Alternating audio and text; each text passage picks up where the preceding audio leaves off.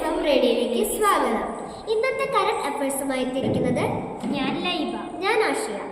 Papua ന്യൂഗിനിയുടെ ചരിത്രത്തിലെ ആദ്യത്തെ ഔദ്യോഗിക ഓസ്കാർ എൻട്രിയായ പപ്പ ബുക്ക എന്ന സിനിമയിലെ നായകനായി ആദിവാസി വിഭാഗത്തിൽപ്പെട്ട വ്യക്തി ആരാണ്?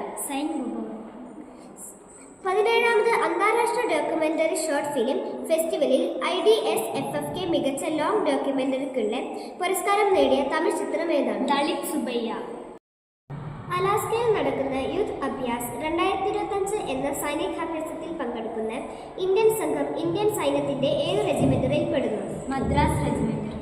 നിവേശക് ദീപ്തി സംരംഭം നടത്തുന്ന നിക്ഷേപ വിദ്യാഭ്യാസ സംരക്ഷണ ഫണ്ട് അതോറിറ്റി IEPFA ഏത് കേന്ദ്ര മന്ത്രാലയത്തിന് കീഴിലാണ് പ്രവർത്തിക്കുന്നത്? കോർപ്പറേറ്റർ കാര്യ മന്ത്രാലയം. വെനീസ് ഫിലിം ഫെസ്റ്റിവലിൽ ഒറിസോണ്ടി വിഭാഗത്തിൽ മികച്ച സംവിധായകനത്തിനായുള്ള അവാർഡ് നേടിയ ആദ്യ ഇന്ത്യക്കാരി ആരാണ്? അനുപർണ റോയ്.